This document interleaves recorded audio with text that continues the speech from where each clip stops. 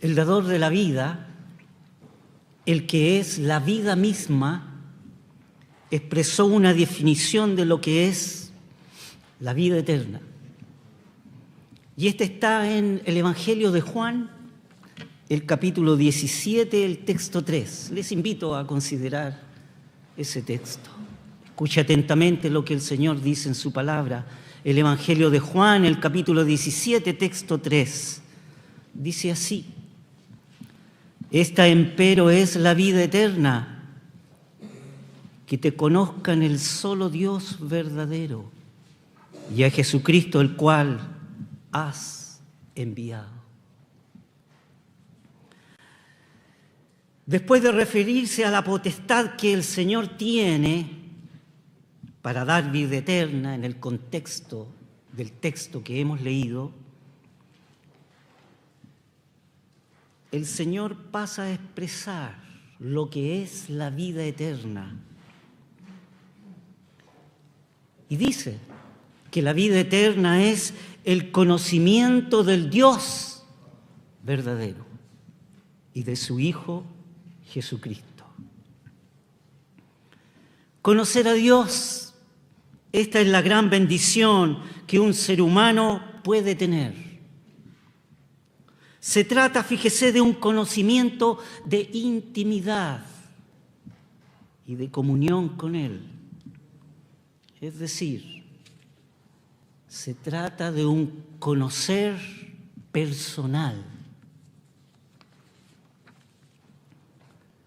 Para entender bien qué significa este conocimiento, le pediremos ayuda al griego koiné con que fue escrito el Nuevo Testamento, para poder entender bien el vocablo conocer. Fíjese, apreciados hermanos, que existen 4 vocablos en la Escritura que se traducen en nuestras Biblias como conocer. El primer vocablo es eda. Fíjese que ese eda es un conocer mentalmente, es decir, un conocimiento intelectual. Significa reconocer, darse cuenta, entender, saber, pero intelectualmente. Allí en 1 Tesalonicenses 1:4 aparece este texto con este verbo conocer en ese sentido, un conocer intelectualmente. No es el vocablo que acabamos de leer en el Evangelio de Juan. Existe un segundo vocablo, epístame. Epístame es un conocimiento por familiaridad o por contacto. Es saber, entender, conocer, pero por contacto. En Hechos 10:28 está esa expresión allí. Dado el tiempo, no buscaremos los textos. No es ese conocer por contacto o por familiaridad que yo pueda escuchar, entender y conocer. Hay un tercer vocablo, siniemi. Este es un conocer comprendiendo o estudiando algo. Y conozco como una conclusión lógica de lo que he estudiado o he comprendido. Es un conocer a través de un análisis. Comprendo, percibo, discierno. Ese es el siniemi. En Efesios 5:17 allí está este verbo conocer como un análisis, como el resultado de un análisis. No es el vocablo que aparece en el Evangelio de Juan que hemos considerado. El cuarto vocablo es ginosko. Es un conocer que se experimenta, se aprende a conocer a través de la experiencia. Ese ginosko es un conocer bajo la observación. Se echa de ver, se averigua, se investiga, por lo cual se conoce. Es un conocimiento progresivo. Este es el vocablo que aparece aquí en Juan capítulo 17, texto 3, cuando el Señor habló diciendo: empero es la vida eterna, esta empero es la vida eterna, que te conozcan. El verbo allí es ginosco, el solo Dios verdadero. Es un conocimiento que se echa de ver, que se averigua, que se investiga. Es un conocimiento que va aumentando a medida que va descorriéndose el velo, pero en vinculación con Él. ¿Cuál es la vinculación? Conocer al Dios verdadero y a Jesucristo su Hijo. Fíjese que este es el verbo que también aparece en Filipenses capítulo 3, el texto 10, que consideramos en la reunión anterior, que aparece a fin de conocerle, también allí, a fin de ginosco, un conocer que se experimenta. Y este es el conocer que experimenta Sulamita en el libro del Cantar de los Cantares, el cual prefigura al creyente en Cristo en conocer por medio de la experiencia, por medio de lo que puede ver y observar en su Señor.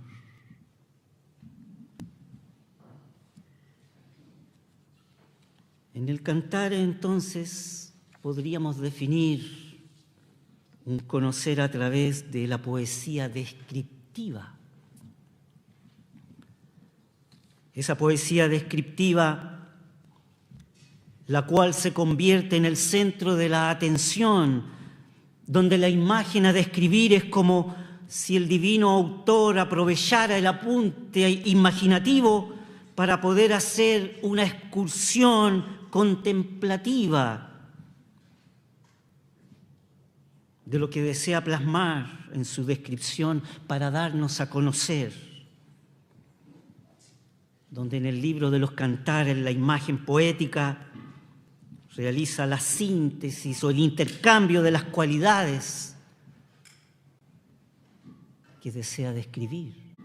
Puede ser sensorial,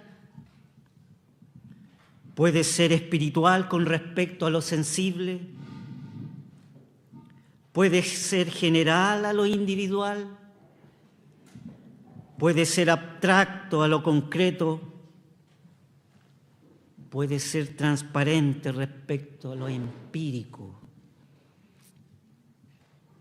en cuanto a la descripción de la poesía en el Cantar de los Cantares.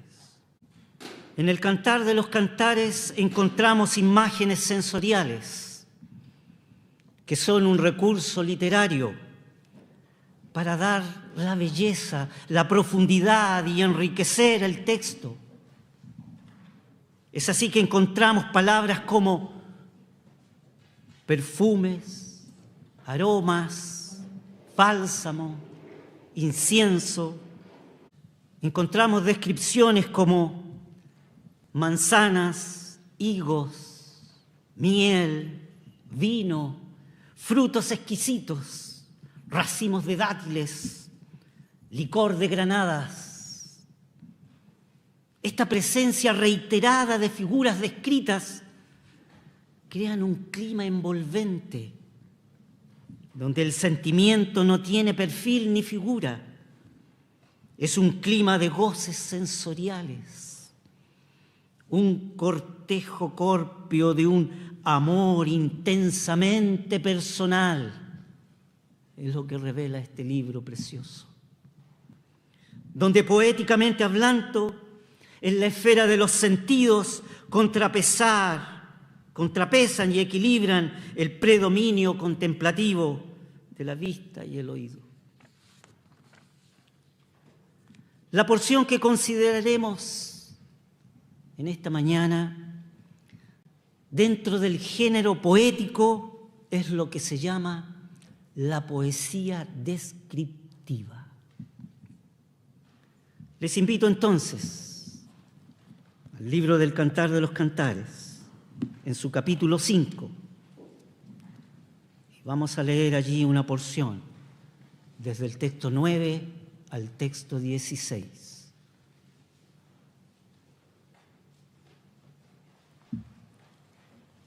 Cantar de los Cantares, el capítulo 5, del texto 9 al texto 16. La palabra del Señor dice así: ¿qué es tu amado más que otro amado? ¿O la más hermosa de todas las mujeres? ¿Qué es tu amado más que otro amado que así nos conjuras? Mi amado es blanco y rubio, señalado entre 10.000, su cabeza como oro finísimo, sus cabellos crespos, negros como el cuervo, sus ojos como paloma junto a los arroyos de las aguas que se lavan con leche y a la perfección colocados, sus mejillas como una era de especias aromáticas, como flores fragantes, sus labios como lirios que destilan mirra que trasciende, sus manos como anillos de oro engastados de jacintos, su vientre como claro marfil cubierto de zafiros, sus piernas como columnas de mármol fundadas sobre las basas de oro fino, su aspecto como el Líbano, escogido como los cedros, su paladar dulcísimo y todo él codiciable. Tal es mi amado, tal es mi amigo, oh doncellas de Jerusalén. Que el Señor bendiga su palabra.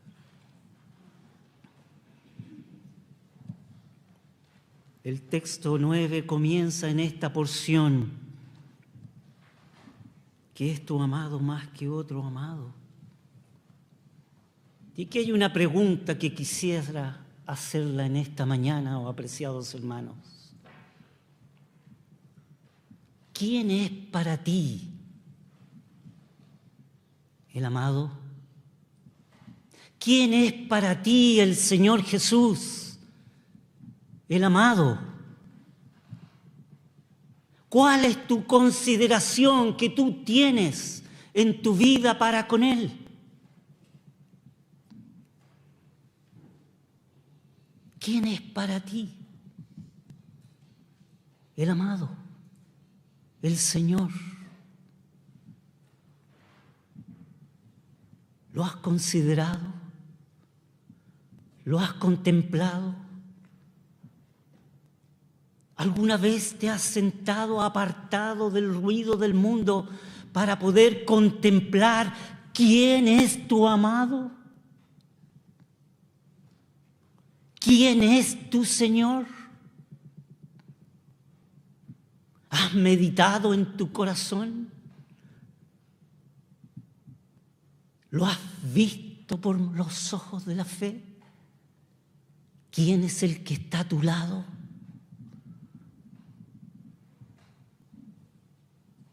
¿Qué es tu amado más que otro amado?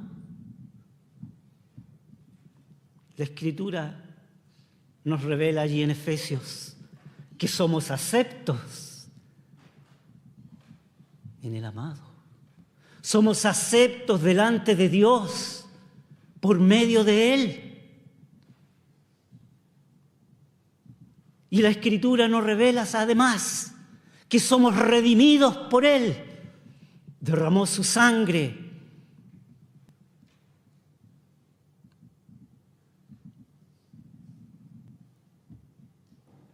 Y es más,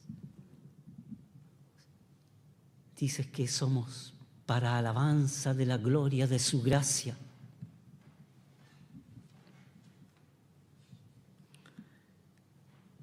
En esta pregunta ciertamente que va mucho más allá de la obra de redentora que Él hizo a favor nuestro. ¿Qué es tu amado más que otro amado? ¿Has considerado de esta manera a tu Señor? Esta es la porción que nos invita el divino autor para poder tener una descripción de este amado. Y la Escritura inspirada por Él nos invita a considerarlo, a mirarlo más detenidamente, a sentirlo en nuestro corazón. Y de esta manera conocer quién es mi Señor.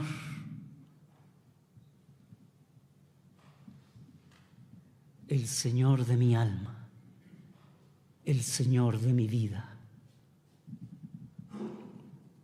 Sulamita aquí despliega todos los dobleces de su afecto, todo lo que hay en su corazón y manifiesta su amor, describiendo al que ama su alma, el cual es el Rey y es su Señor. De igual manera, entonces, si Sulamita ve en Salomón y despliega todos los afectos de su corazón, de igual manera, entonces, somos invitados a meditar y a considerar en un mirar con los ojos de la fe a mi amado Señor. ¿Quién es para mí el amado? El Padre expresó de su Hijo lo siguiente: este es mi Hijo amado, en quien tengo complacencia, es decir, contentamiento. Esa fue la expresión de amor y de satisfacción cuando el Padre contempló quién era su Hijo.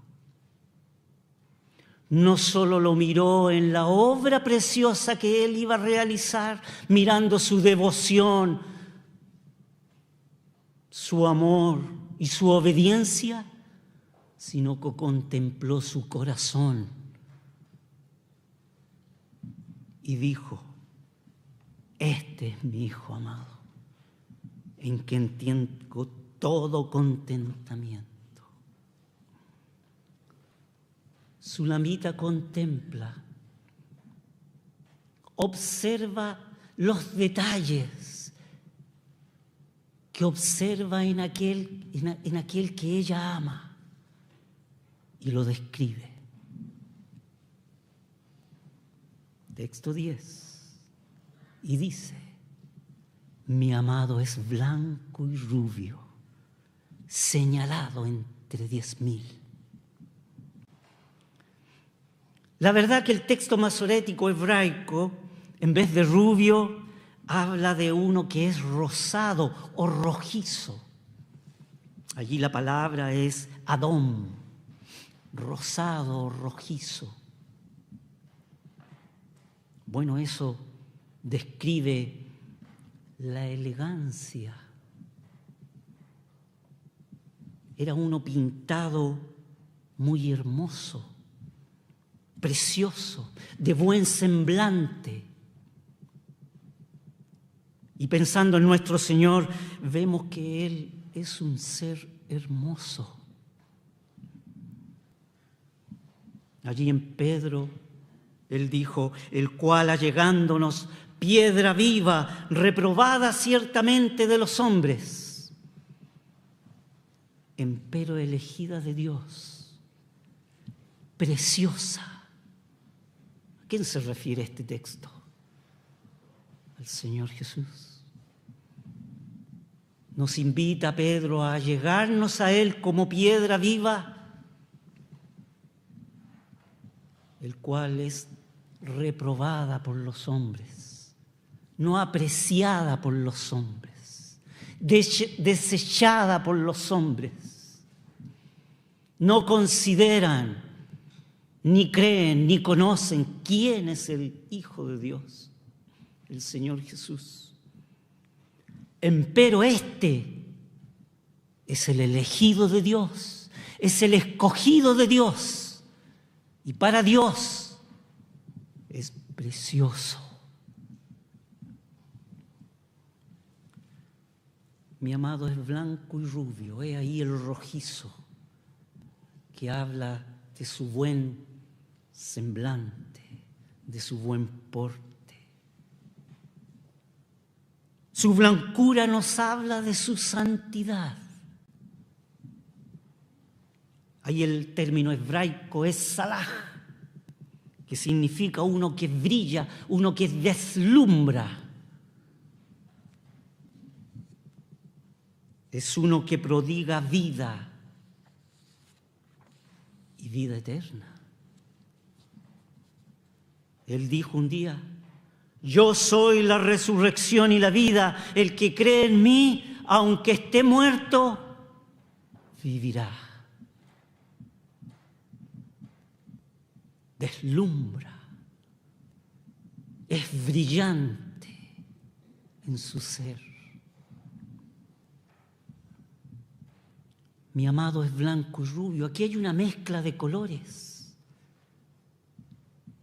Mi amado es blanco y rojizo.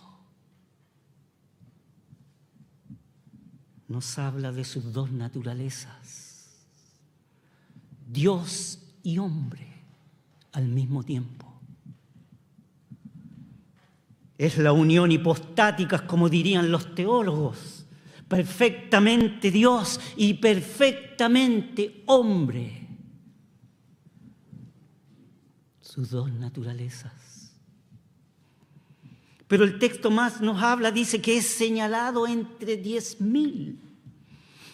Fíjese que ahí el término hebraico es dagul.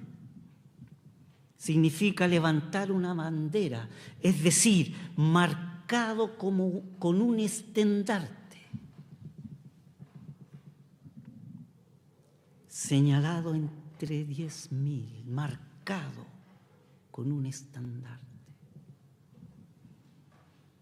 Nos habla de que Él es único, no hay otro igual. Su estandarte es la redención del hombre, la cruz, la obra soteriológica y salvífica que hizo por ti y por todos aquellos que quieran creer en Él. El número 10,000 nos habla de su magnitud, de su abundancia, las riquezas de su gracia, que nos habla la Escritura, las cuales son infinitas e inconmensurables. He ahí tu Señor.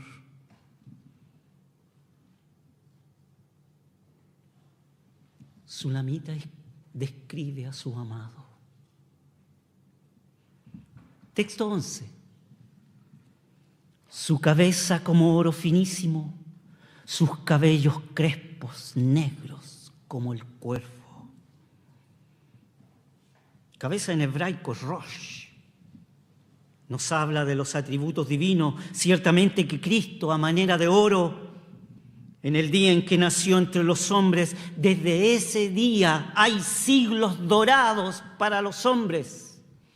Siglos dorados, más de 2,000 años de siglos dorados, para que el hombre pueda ser salvado y tener vida eterna y conocer al Dios verdadero.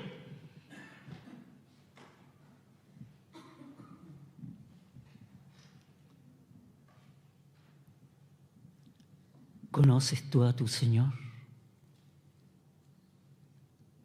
¿Lo has descrito como lo hace Sulamita?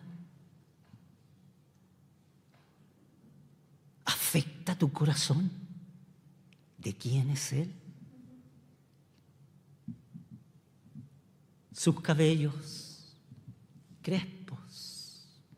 El término hebraico es taltalim. Fíjese que ahí son cabellos rizos, ondulados, como los racimos de los dátiles de las palmas, allá en Palestina o en la tierra de Canaán. Son como las puntas de las palmas, esos racimos ondulados, ese término taltalim, son como las puntas de las palmas con los tiernos retoños de la palma alargada. Eso nos habla del aspecto de su persona, el vigor de su vida, que nunca se deteriora, nunca se desvanece. No hay canas en sus cabellos. Jesucristo es el mismo ayer y hoy y por los siglos de los siglos. Amén.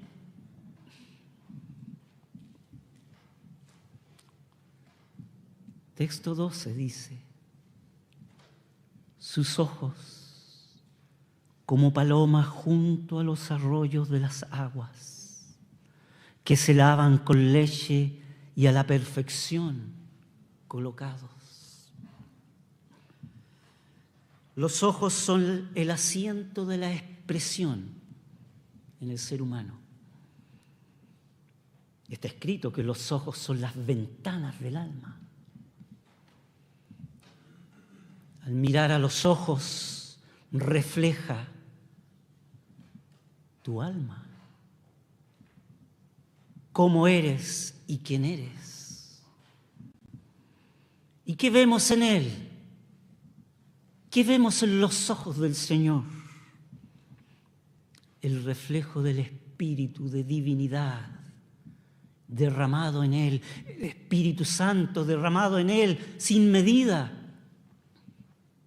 que vino sobre Él, sobre el Señor, como paloma. Y aquí la Escritura inspirada nos dice que sus ojos como paloma junto a los arroyos de las aguas, junto a los arroyos de las aguas, nos habla del afecto, lo tierno de su mirada. Nos recuerda cuando el gallo cantó 3 veces. Entonces el Señor se volteó a mirar a Pedro. Miró a Pedro y Pedro se acordó de las palabras de su Señor: antes que el gallo cante me negarás 3 veces. Y saliendo Pedro lloró amargamente. Su mirada tierna, profunda, con propósito, con intención. Una mirada que afecta el corazón. ¿Has mirado tú a los ojos del Señor?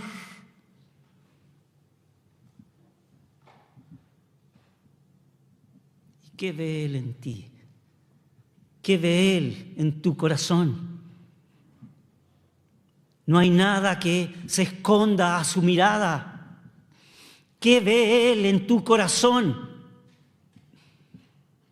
¿Apatía? ¿Tibieza?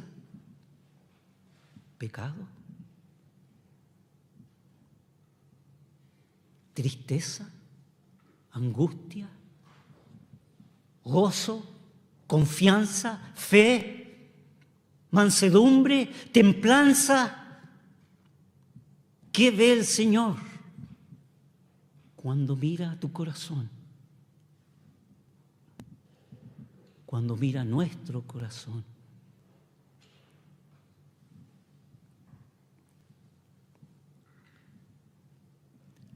junto a los arroyos de las aguas que se lavan con leche. Nos refleja los pensamientos que tiene Él. Son puros, pensamientos sensibles, llanos. Y así los ojos del Señor, al mirar y observar, siendo sus ojos los instrumentos de la expresión tierna, llana, como ojos de paloma. Pero cuando el Señor miraba a las multitudes, había tristeza en su corazón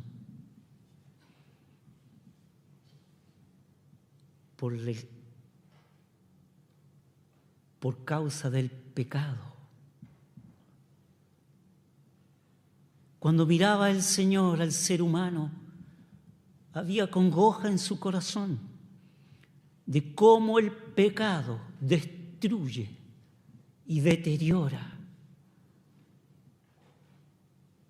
la creación que Él hizo a imagen y semejanza de Él. Texto 13.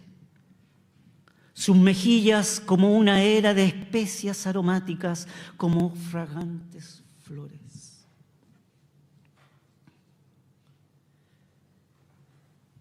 Sus labios como lirios que destilan mirra que trasciende.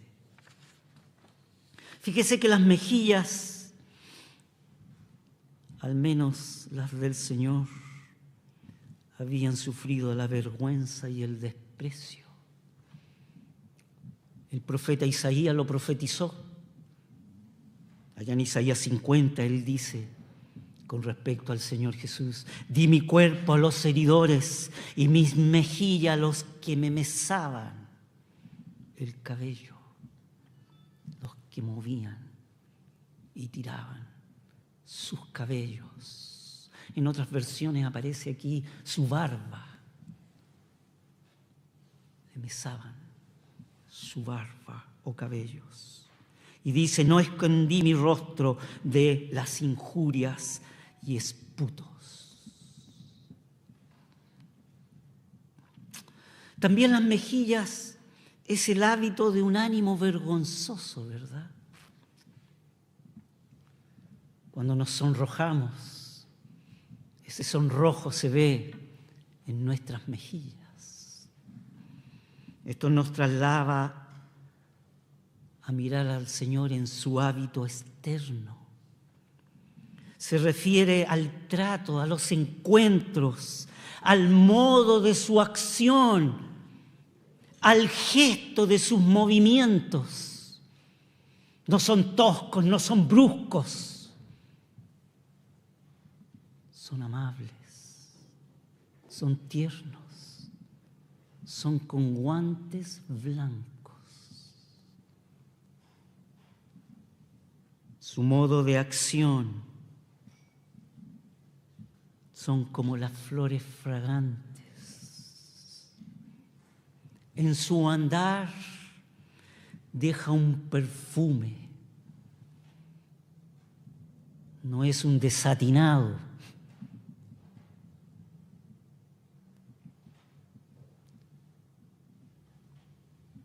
Deja un olor grato,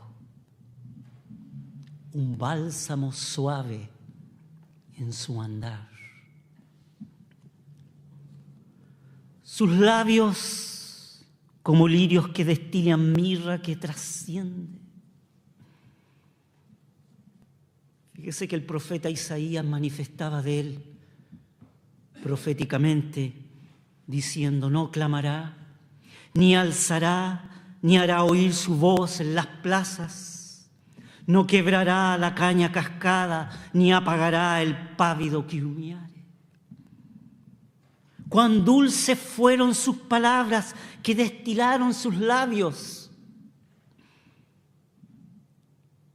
Allá en el Salmo 45, en uno de sus textos, dice el salmista: la gracia se derramó en tus labios. allá en el Salmo 45. Como los lirios que hablan de la gloria real, que ni Salomón se vistió mejores que los lirios. Y esas gotas de mirra aromática que destilan la fragancia, que nos hablan de su gracia y su verdad. Él era lleno de gracia y de verdad. No necesitaba usar la ironía. No era un hipócrita. Era lleno de gracia y de verdad. Nosotros aplicamos la verdad cuando había que aplicar la gracia. Y nosotros aplicamos la gracia cuando había que aplicar la verdad. Así somos. Pero Él era lleno de gracia y de verdad.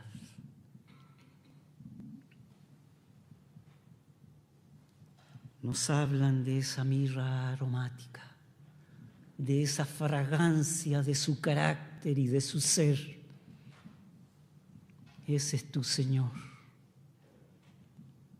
Sus labios. Leemos en los evangelios muchas veces cuando Él dijo, no temas. Cuando miraba al menesteroso y decía, tus pecados son perdonados. Cuando decía, ve en paz. Imperativamente decía, levántate y anda. Sus labios que expresaban el anhelo de su corazón, lo que había en él, su ternura, su aprecio para con los hombres. Texto 14, ¿qué nos dice? Sus manos como anillos de oro engastados de jacintos, su vientre como claro marfil cubierto de zafiros. Las manos fueron adornadas con anillos dorados, con piedrecitas, engastados de jacintos, dice en nuestro español. La verdad que en el texto hebraico aparecen piedrecitas engastadas de Tarsis, para significar así las obras de Cristo. Las manos hablan del trabajo, de la obra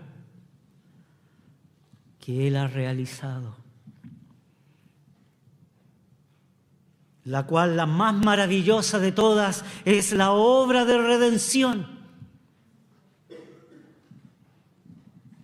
Y esos anillos de oro engastado nos hablan de la fuerza de sus manos y el toque de su divinidad, para establecer firme y consumar así los propósitos que tenía para con su Padre. Y Él expresó, yo te he glorificado en la tierra, he acabado la obra que me diste que hiciese. Manifestó en oración a su Padre. Ahora dijo, glorifícame a mí con esa gloria que yo tenía antes de que el mundo fuese.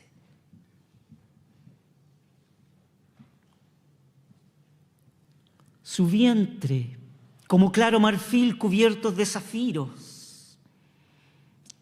La verdad que el texto masorético ahí nos habla de su abdomen. Ahí el término es meaiv, es el abdomen, donde podemos entender figurativamente su simpatía, su emoción, lo que hay en su ser, el centro de los sentimientos. ¿Verdad que cuando viene un sentimiento fuerte, o muy emocional, sentimos como un vacío en el abdomen, ¿verdad?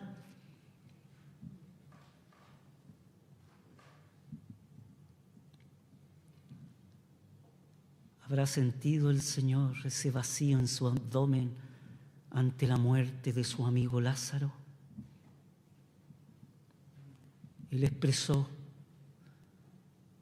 ¿dónde le pusisteis? Y le dicen: Señor, ven y ve. El Señor va y ve.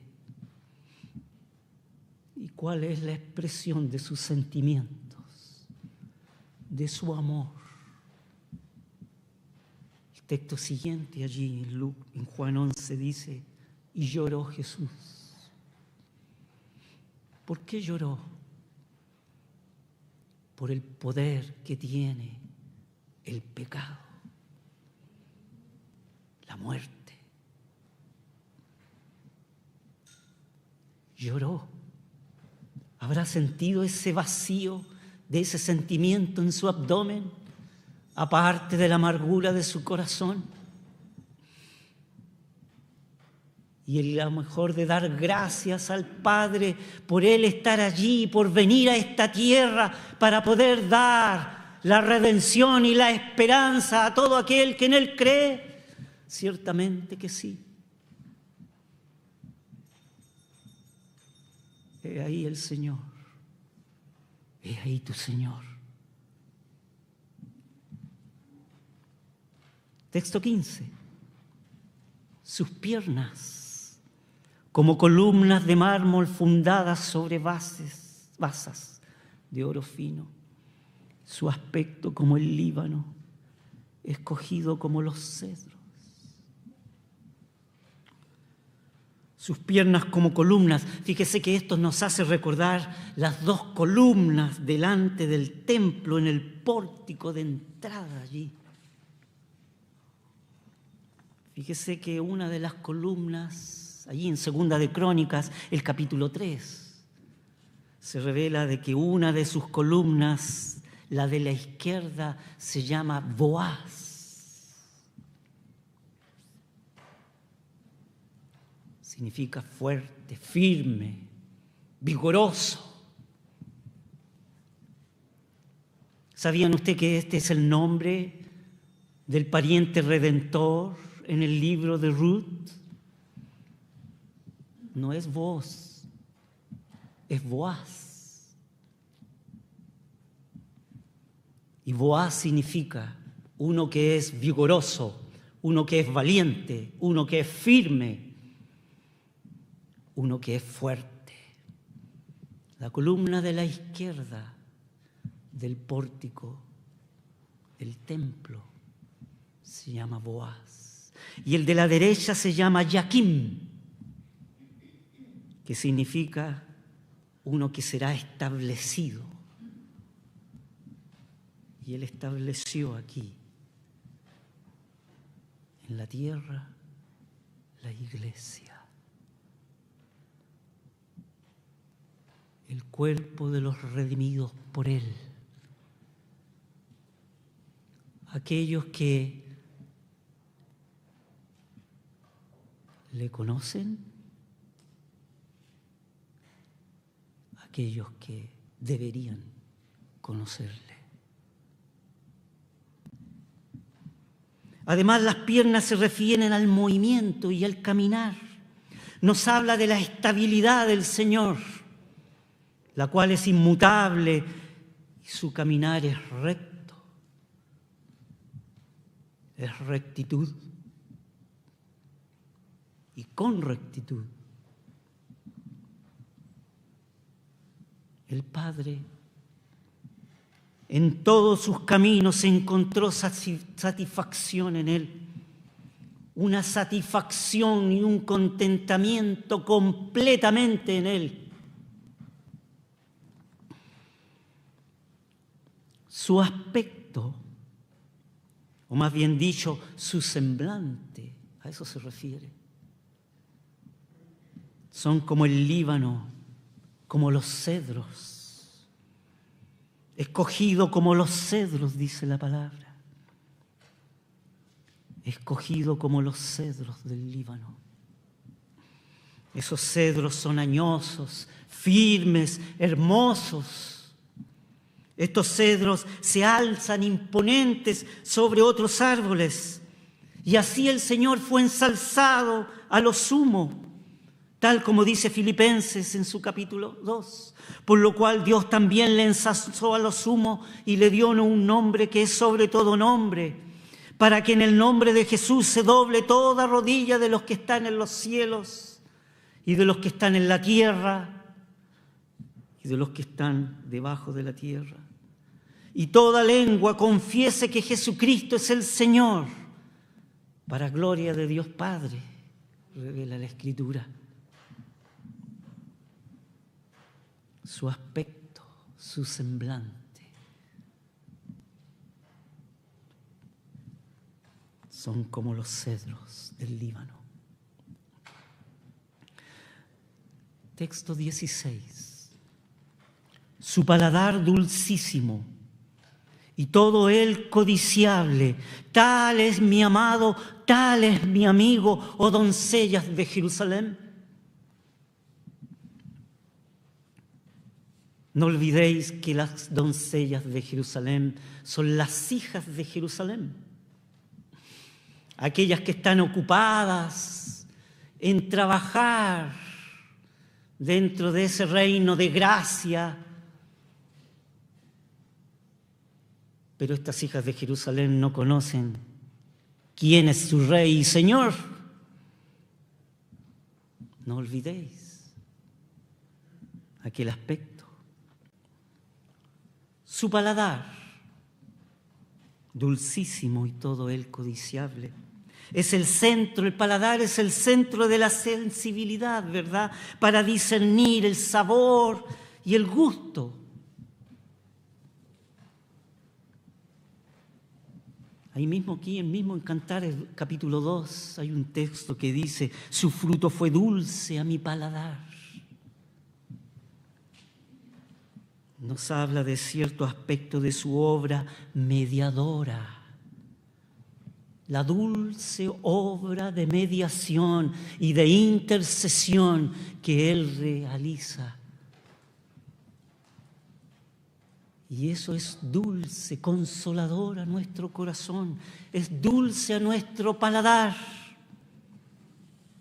No sin razón la Escritura dice: por lo cual Él puede también salvar eternamente a los que por Él se allegan a Dios, viviendo siempre para interceder por ellos.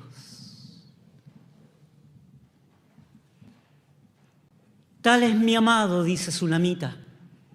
Tal es mi amigo, oh doncellas de Jerusalén.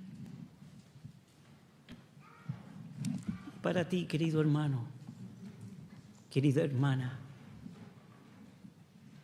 ¿quién es tu amado? ¿Quién es tu Señor? ¿Qué es tu amado más que otro amado?